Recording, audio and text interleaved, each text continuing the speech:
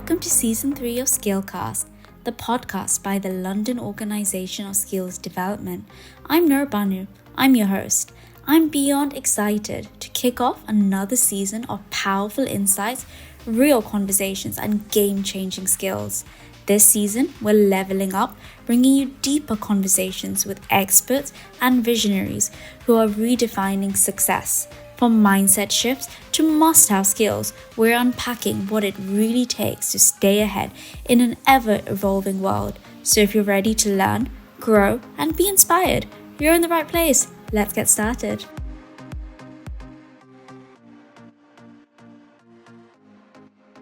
Welcome to SkillCast, the podcast by the LOSD. How would you like to introduce yourself to our listeners? Sure, yeah. So my name is Alec Stern.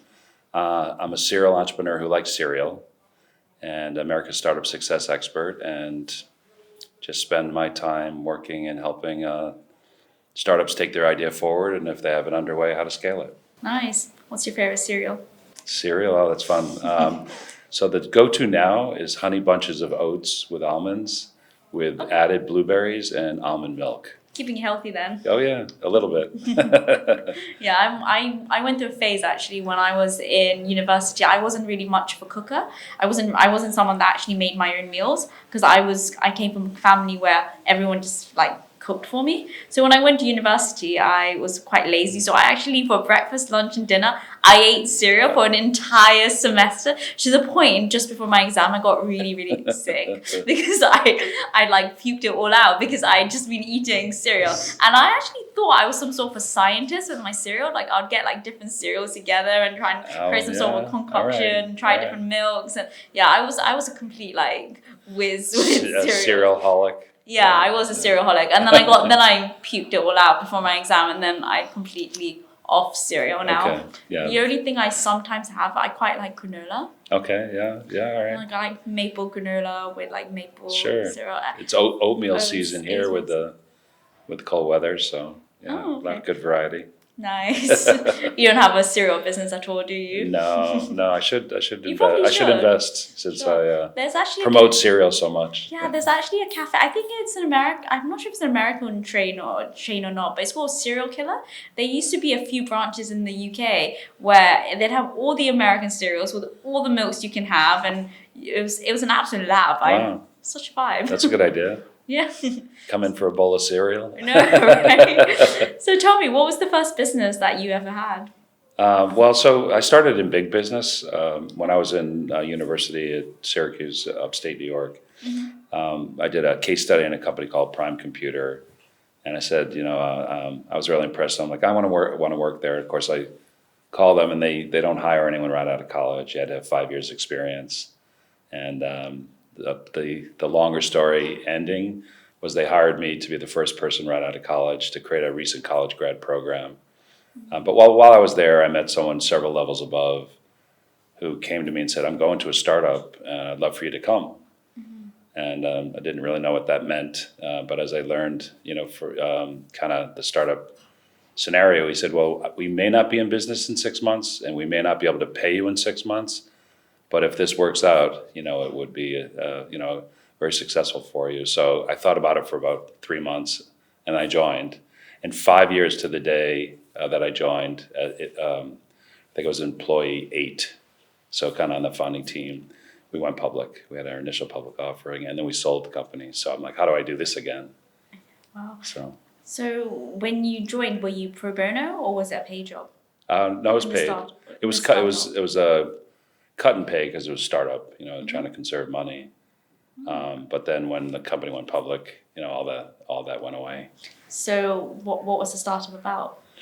All the ones that I've been involved with have been, for the most part, are software based, and it was basically a database for applications for small business. So all the stuff that was out there was enterprise focused, and it was very expensive, required a lot of resources to run it and develop on it. So we created an easy-to-use database for small business applications. So like a CRM? No, just the actual, what would run a CRM, running the application. So they would write applications on top of this database. like, well, CRM would be an example of the application. Yeah. Oh, interesting. Yeah. So very much on the software side. 100%. What about Yeah. any other like interesting things that you do? Do you have any other interests?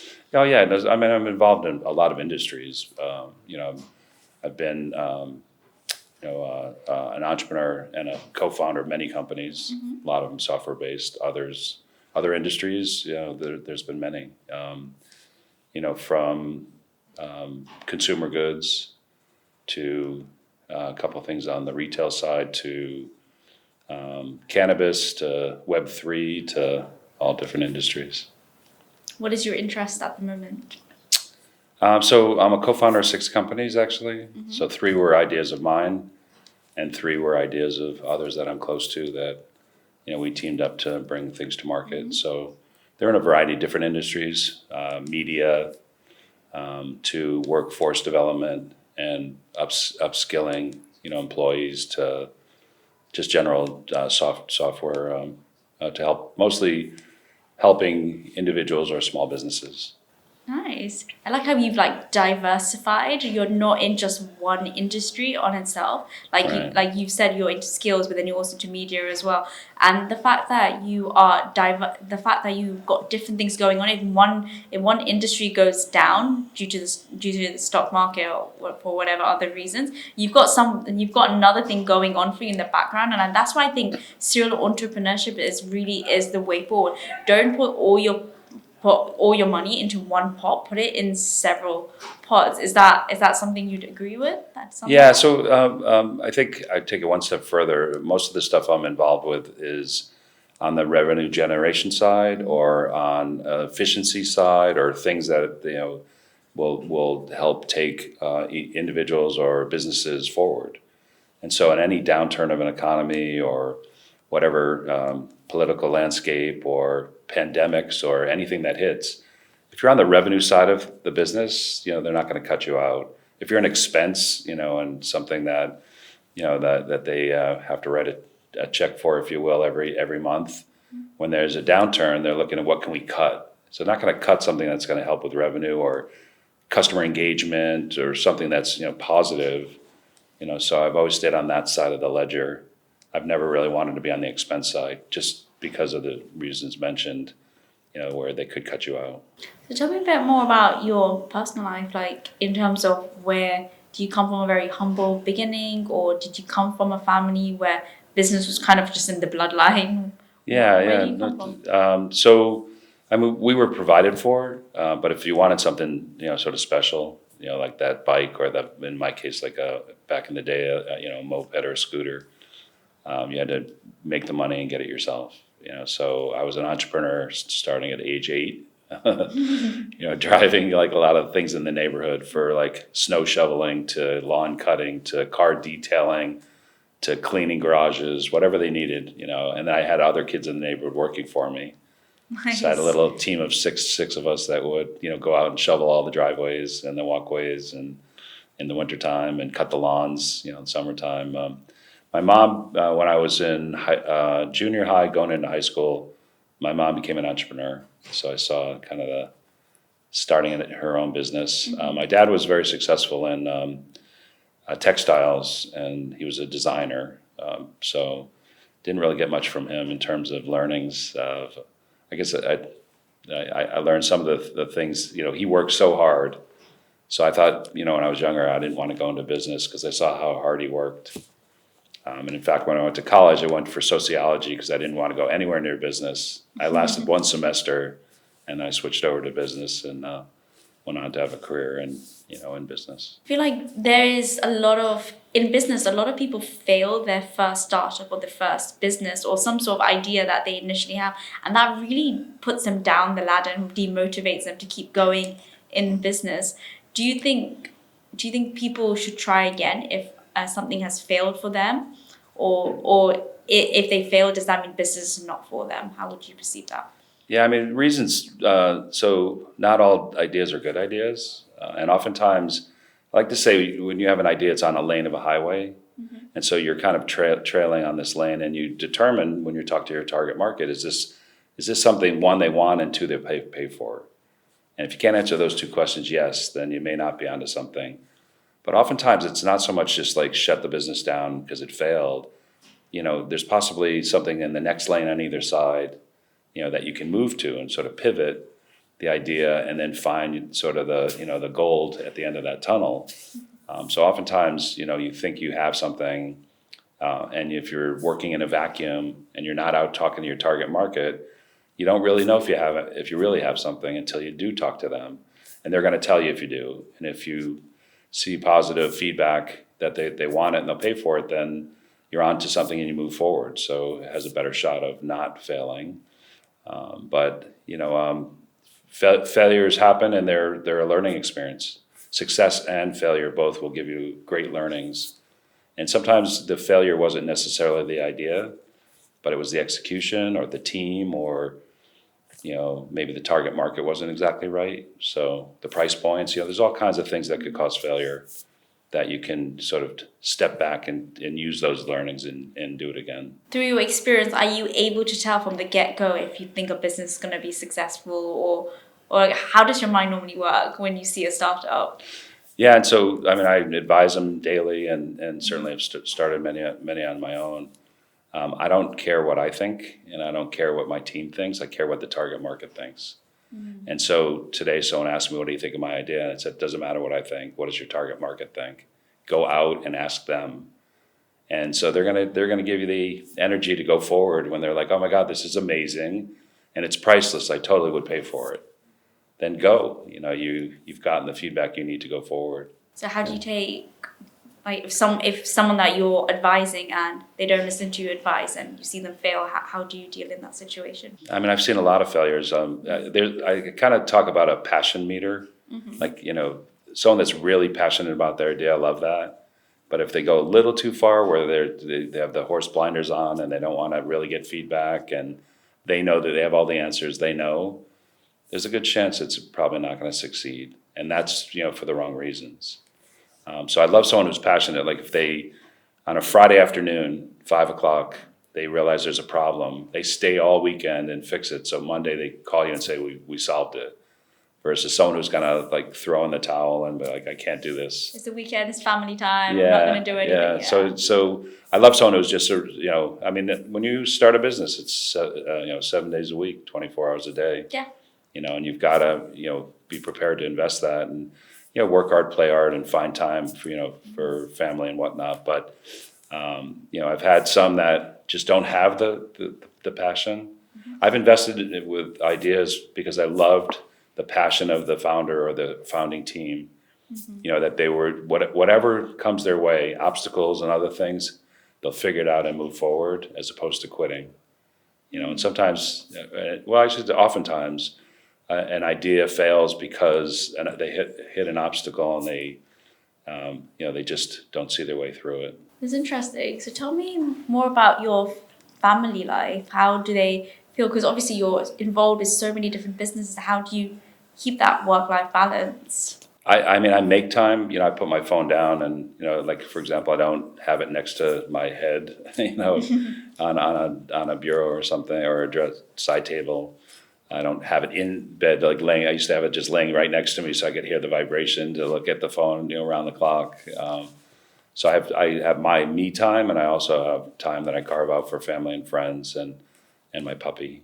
So I make sure that they get ample time with me. And with technology and earbuds, and I could be walking around doing calls while I'm doing something else. So you can multitask a lot easier today than probably in the past. Yeah, definitely. I completely agree, and I quite like the fact that you are having that healthy balance because if all your conversations are just about business all day, you can get brain dead at the end of the day.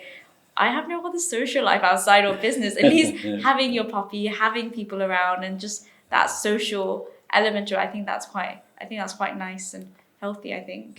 So work-life balance. I agree, but everyone that approaches me wants to talk business. Really. 90% of the time. So which I'm fine with. If I'm off the clock, if you will, and someone wants to ask me a question, I'll answer it. And business-wise. Yeah, it's always somebody. Hey, can I run something by you?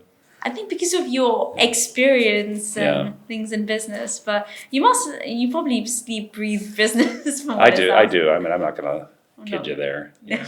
I mean, that's my go-to. People are like, what books do you read for enjoyment? I'm like, business books. Business. What have you had a dog before, or this is my second. This is second. Okay, so what is it? Same breed, or have you Same breed? Yeah, Tibetan Terrier. Okay, so tell me about that breed. It's an amazing breed. The thing I love about it is it takes on your energy. So if you're chill, the dog is chill. If you get kind of worked up or excited, it gets a little excited. It's not hyper running around the house. They have their moments. But I take my dog everywhere. And my last dog, actually, I take him on stage with me, and he would sit in a director's chair with sunglasses on. And while I'm speaking, he just stays there. I think I've seen that photo. Yes. Yeah. So I'm training my new guy's Bo is three. So he now wears the sunglasses around. So now I got to get him in a director's chair and have him stay there. It adds a little edge to you and your personality as well. It's a fun little thing. I really think that dog owners have their dogs seem to have, it says a lot about their personality, about who they are. Right. So like our family, we have a Cavapoo. And the reason why we chose the Cavapoo is because we're intelligent, we're quite intelligent, we're quite intuitive, and we're quite busy as well. So we want an independent dog that doesn't bother us, that does its own thing, and understand when we're busy, they're going to leave us alone. Yeah. Oh, yeah. And I really find that and our dog's smart. We're all smart, because I've seen a lot of people with quite dopey dogs. Yeah. They just like, especially it's these all about sausage dogs. it's all about the dog. It really is about I feel like the dog speaks a lot about the family life. So we've done a bit of dog sitting for family before we had our own dog. We wanted to explore different breeds and things. And there was one particular breed, I think it was some sort of poodle breed, and this dog kept stealing socks. And we had this dog for about a week, and every day I'd get a new pair of socks out. I don't know where my socks were going. I thought I was just losing my socks, or I was putting them somewhere else. And then a few days later, I realized under his bed, he'd kept all my socks. I don't know what this dog was doing. And I was like, what a dopey dog. And this dog was oversized. It was like probably about, it's probably like 2 feet, super big and fluffy and scary. And he thought he was a tiny little guy. He tried to jump on the bed and do all sorts of stupid shit, trying to fit through a little fancy little corner. I'm like, oh, this dopey dog. So at that point we were like, I think that dog's probably not right for our family dynamic. So that's a smart dog, actually. Really? That's trying to get through a little corner? No, because so my dog will steal socks, and if I do a load of laundry and just toss it on the bed, he will individually go through it to grab whatever the socks and take them. But he wants to parade by you, like, look what I have, and then he'll go put it down somewhere. He doesn't do anything with it. But by the end of if I'm on a Zoom call and he finds this pile of clothing that have some bunch of socks, by the end of my Zoom call, they are all in his bed in the living room, stacked up for me to see. Like, look, Dad, I got all your socks. Sounds like a little businessman there. Yeah, no, he's smart. While you were trying to do business, I'm also doing business. No. Look what I've accomplished. But he would parade by me, like with it in his mouth, like, hey, check me out. I think that sounds like a bid for attention. Yeah, he just 100%. wants to. But if I take him to restaurants, and he just follows me everywhere, and he just lays at my feet, and he knows if I'm staring at my computer and talking, like, he knows I'm on a Zoom call, and like he'll come over and just like sit next to me and look at me, but he won't make any noise, and he'll just know that like he has to be quiet. Like, they're really intuitive. Very good, very trained as well. I think that sounds like that's exactly what you need, right? Yeah, 100%. Definitely. So do you take your because you're so busy, involved in like the whole talking about business all day and all the time, how do you tell people when you feel like, okay, I think I'm exhausted now, I've had a really long day, I don't want to talk about this, because you're such a kind, you're so humble and so compassionate. It's just a really, how do you say it in a nice way? How do you put things in context? Some people don't want me to tell them that I'm not interested in hearing their idea at that moment, but I'll just often say, let's just send me something, like if you have an overview or a slide deck or something that I can just get a feel for the idea, and then I'll respond back to tell you if it's something I want to pursue. And if they say, I just have a couple of questions, I'm like, okay, I can give you 15 minutes, but send me something so I can, understand the idea first. Yeah. So I want to answer it on the spot oftentimes.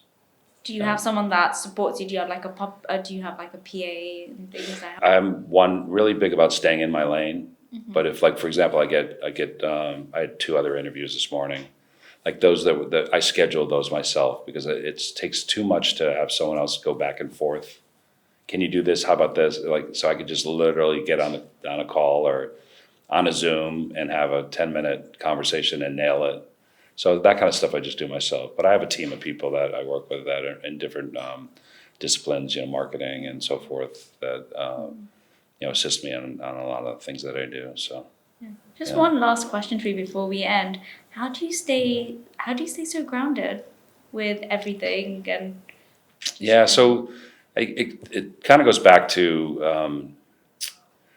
I used to be initially I was like a top 100 influencer, and so I would go out speaking on thought leadership and best practices and digital marketing and so on.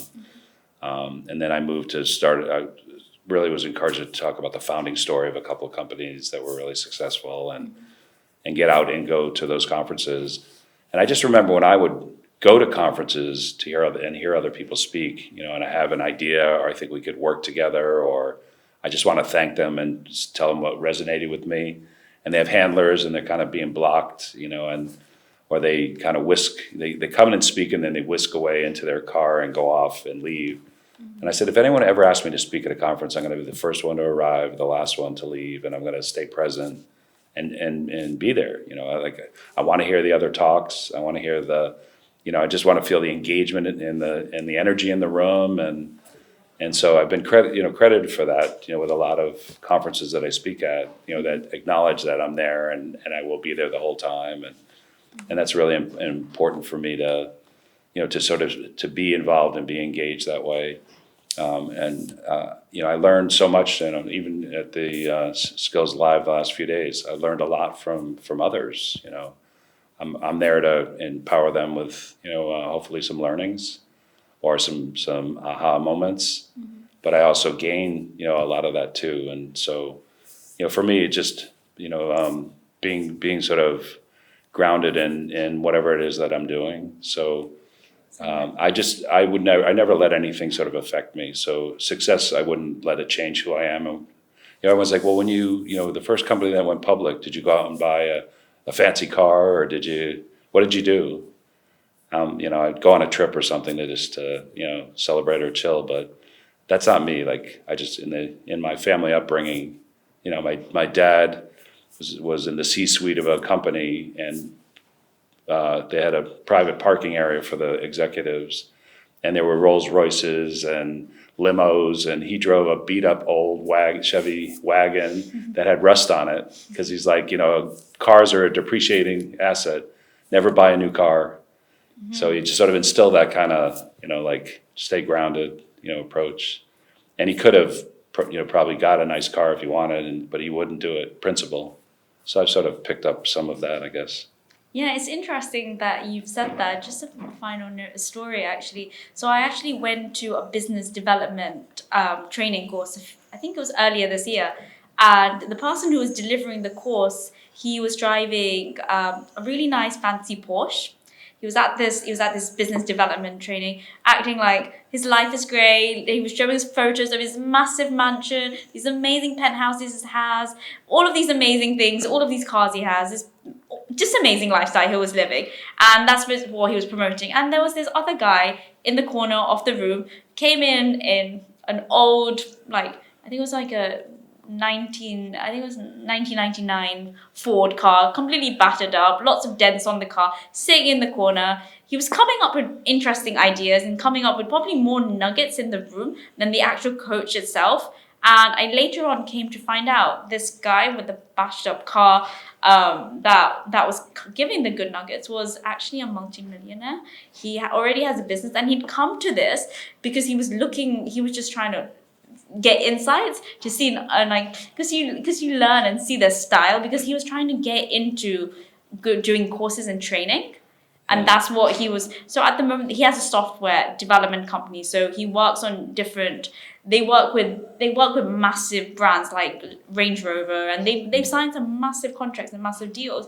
And they have a massive team of 20 different individuals, and they've got so much going on. And they was just so humble and and you never would have thought this person in the room who was just wearing a basic jumper, had a Right. bashed up car, Yeah.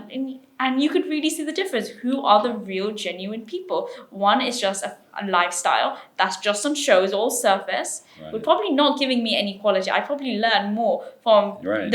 the people, the attendees in the room about business than I did from this Sure. particular human. So it's the, interesting. The point you're raising, which it's so when I'm at an event or just in life in general, it's not about me. It should always listen first. As I mentioned the other day, take the word listen and move the letters around. It spells silent. So when you meet somebody or you're up on stage and speaking, you've got to lead to offer value.